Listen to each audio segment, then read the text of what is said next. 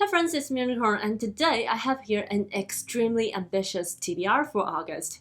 If you know me, I always bite on more than I can chew when it comes to setting up TBRs, but unapologetically. But this month is even more special because in July I've only read 2 books. It's not because that I didn't want to read in July, it's purely because I didn't have enough time. July was a super busy month of mine for all the good and bad reasons, but I always find just I didn't get to read the books that I want to read, and now I have all these reading energies that nowhere to place and they're about to burst out. So that's why I now just want to read everything and anything, hence the birth of this 11 books TBR. And to be honest, this is already a result of me narrowing it down. In August, there are 2 reading events that I'm very excited about. The first one is of course our From and About Asia reading project, and in August we'll be reading all about Japan. All the information about this event you might want to know will be linked down below in the description box, along with the Discord invitation link if you want a more in-depth discussion. One problem about reading about Japan is not the usual, oh, we can't find enough books to read about. It's completely opposite. There are simply so many books to choose from, and we got through some very hard decisions. But I narrowed it down to 2 fictional books and 2 non-fictional books to read about Japan, to make it not so different from us when we're reading about some underrepresented Asian countries. And the other event is August is the Women in Translation month, so I make sure that most of the books I will be reading about Japan are translated by women authors, and also I have 2 books specifically planned for it. It's not like I planned for women in translation. I generally read a lot of women in translation work, so it's more like I have these 2 books I plan to read and there happen to be women in translation. So enough of that, let's dive into the TBR. First of all, books about Japan for From and About Asia reading project. The first book I want to read is The Factory by Oyamada Hiroko, translated by David Boyd. This is a magical realism story talking about 3 workers are working in the same spiraling industrial factory. They all work in very specific jobs. The first worker studied moths, and the second one shreds paper, and the third one proofreading some documents. These jobs are so specific and also very unrelated, so I'm really curious about how the factory is operating. And with the factory expanding, the margins of the reality started to be dissolved. So it raises the question of where is the factory ends and the real world starts. I feel like this book gives us enough to think about already by the blurb. It's a discussion about industrialism, about work, about life and purpose, so I borrowed it from the library right away, and I'm really excited about it. And the second novel for Japan is The Little House by Nakajima Kyouko and translated by Ginny Tapley Takemori. It's the same translator of Convenience Store Woman, so I'm really pumped about it. The Little House is a historical fiction set in the pre-Second World War Japan, when the Japan society is getting more and more tense, but it's not a full-on wartime footing yet. There's a little house located in the outskirts of Tokyo when a middle-class family lived with their maid-servant Taki. Taki keeps a journal and writing down the things happen in the house. Everything seems so orderly and so cozy. However, there's one last chapter of this journal that wasn't discovered until the death of Taki that transformed everything into a more dark and twisted reality. This book sounds so intriguing, and I just can't wait to figure out what happened to the middle-class family and what's in the last chapter of Taki's journal. And Nakajima is a award-winning journalist and essayist, and I think it's perfect for Women in Translation Month also. The third book about Japan is a nonfiction, and unfortunately it wasn't translated into English, so I have this Chinese copy, and it's Misogyny by Ueno Chizuko. From the title of the book, we can already tell what the book is about, and Ueno is a sociologist in Japan, and her research fields including women's history, family sociology, and feminist theory. In this book, she talks a lot about some phenomena in Japan using a feminist lens, especially some crime cases against women in workplace, in public, even in families. Ueno has quite some titles that are translated into Chinese in recent years, and her works are very well received received by the Chinese audience. I think it's because the Eastern Asia societies share some common phenomena, so her books are very relatable, and also the quality of her works and her research as well. The last book I'm gonna read about Japan is the only one that was written by a man.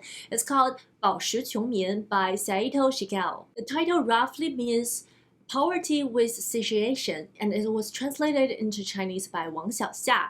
It wasn't translated into English, and I even couldn't find it on Goodreads or other platforms. Maybe I'll add it later. This is a nonfiction about people's life and situations in the second half of 80s during the Japanese asset price bubble. The Japanese asset price bubble is a time when the real estate and stock market are greatly inflated, and the whole society of Japan was extremely fast-paced, and people are influenced greatly by the consumerism. Sounds really relatable, if I may. This is a book recorded a lot of cases during that time about people's life, including some office workers who always feel lost, and some people who works in finance but decided to disappear from the society, or people who work so hard but still in debt. This book was actually first published in Japan in 1991, I believe, but it was translated into Chinese in 2020. I think it's because by reading about Japan during the asset price bubble, we can learn a lot about the relationship between an inflated market and economy and the society,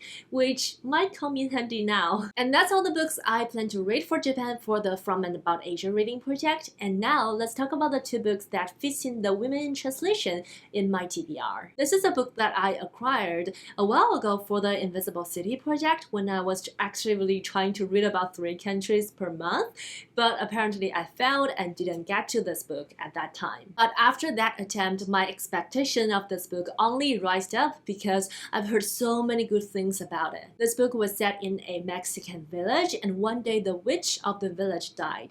And by only reading the blurb, I'm not really sure if the witch is really a witch with magical power or just some people calling them a witch because they have some unique, extraordinary behavior. However, the corpse of the witch was found by some children playing nearby, and the whole village started to get investigation going on for why and how this murder occurred. This is a horror book that is said to be very dark, violent, and gruesome, and it was compared to the other book called 2666. I haven't read a horror book in a minute, so I'm really looking forward to this one. The next book is a no-brainer, is Those Who Leave and Those Who Stay by Elena Ferrante and translated by Ann Goldstein. I have been working my way through the Neapolitan novel series for 2 months now, and the second book in the series is one of the books that I have finished in July, and I love the series so dearly. This is a well-beloved series focusing on 2 friends, Lila and Elena, about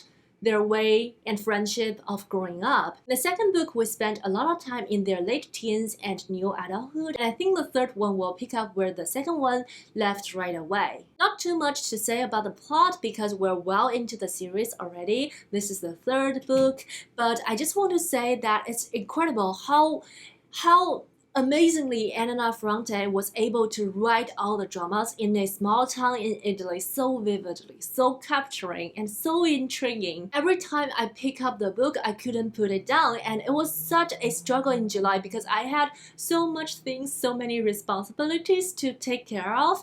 So yeah, I'm so happy that I getting to the third books now, but to be honest, I will be happily reading another 10 books about these people. I also feel kind of sad because I only have 2 books left. And then I have 2 books that I picked up from the library promptly. The first one is in the Tea House Detective series. It's called The Old Man in the Corner by Baroness Orczy. Funny story, I didn't know about this book before July. In July, I have a presentation in the Japanese class that I have been taking. If you are curious about my Japanese progress, I have none, like Japanese is still so hard for me. Anyhow, so I have this presentation and I can talk about whatever I want to talk about. So naturally, I wanted to talk about Japanese detective stories. So I want to talk about Edgar Allan Poe, who I made a video about. I'll link the video down below for you to check out. He is basically the father of Japanese mystery. So I was doing more research on him and I found out there's a subgenre of mystery called the armchair detectives. So apparently, they are a whole subgenre of books featuring armchair detectives who don't even go to the crime scene. They just solve crimes when they're sitting on a armchair, apparently. I feel like Miss Marple sometimes do things like that, but she does go to the crime scene. So anyhow, I started to get very interested in this concept of armchair mystery, and I've never read any of that. And this book was listed as one example in the Wikipedia, so I just have to pick it up to check it out because I can't believe that I was missing out on this whole subgenre. And besides that, I didn't really know a lot about this book particularly, but it's a classic mystery, so that's some quality you can expect for. And after that, I have another cozy mystery is Arsenic and Adobo by Mia Manansala. The protagonist Lila just moved back home after she went through a horrible breakup, and she took on the task of saving and recovering a family restaurant. And one day, a notoriously nasty food critic came to the restaurant but drops dead moment after confrontation with Lila. Naturally, Lila was treated as the one and only suspect, so she has to conduct her own investigation to prove her own innocence. This book has quite some cozy mystery tropes that I loved about: food, small town, and breakups, and all of those stirred together. I saw this book on BookTube, and I think it was one of the books for Book of the Month a couple of months ago. So I was like, I want to read that. And that sounds cozy, although it's a murder mystery. Next up, I have some nonfictions I want to read, and the first book I grabbed from Obama's summer reading list. It's so funny because in the middle of the year, a lot of booktubers are doing the mid-year freakout tag, and I keep seeing that everybody is doing the mid-year freakout tag, but all I did is freaking out. And the other day when I saw Obama posted his reading list for summer, I was like, oh my gosh, this is Obama's mid-year freakout tag, and I'm still freaking out. I didn't do the tag or whatsoever. Anyhow, I took a look at the list that he recommended, and naturally I was interested in a lot of them. But I decided to first pick up The Great Experiment: Why Diverse Democracies Falls Apart and How They Can Endure by Yashca Mounk. This book has a very interesting point. It points us out that in the history, a lot of democracies are highly homogeneous. Others have long maintained a very brutal racial and religious hierarchy. Never in the history has a democracy succeed in being both diverse and equal. And now achieving this goal is the center of a lot of democratic projects in countries all around the world. The author considered that this is the greatest experiment of our time. I found this premise very interesting, and I assume this book will be very reflective. It also says this book examines history in social psychology and comparative politics and all of that, which are all buzzwords for me for a nonfiction about political environment. Second to the last on this TBR is How the World is Passed by Clint Smith. I've seen so many people recommending this book already, and it has just made into the final round of BookTube prize. I'm not judging for this prize, but I am interested in a lot of books that made to the final on the nonfiction segment, so I will pick up some more in the future, but this one is the one that I want to read the most now. This is a book where the author travels to multiple historical sites in America, including a lot of institutions and memorials. He reflected on the history when he was there, and especially the history of slavery in America, and also have conversations with people. The book illustrated some of the essential stories about America, especially about the America's history of slavery, are hidden in plain view. Again, I've heard amazing things about this book, and I believe it will be very thought-provoking, and I expect to learn a lot from it. The last book I want to read is Notable Native People by Adrienne Keene. It's an illustrated group biography about 5 indigenous peoples in America, and they are leaders, dreamers, and changemakers from past and present. Each of them has 1 page of short biography and 1 page of beautiful illustration. And what I like about this book is also because it includes in some essential essays titles like Who Belongs, Representation Matters, Hawaii's and Alaska, and current issues, and a a lot more. History and presence of indigenous people is one of the things that I want to learn more about, so I just picked this book up and I think it's a great book for me to flip through when I have time. And that's all the books I have on my extremely ambitious TBR for August, and I can already see myself reading more than July because I have a lot more time in August. Finger crossed. And please let me know any of your thoughts about these books I mentioned. Have you heard about them or have you read about them? What are you planning to read in August? Don't forget to say hi in the comment section down below. Thumbs up to this video if you liked it. Until next time, happy reading, stay healthy, stay safe.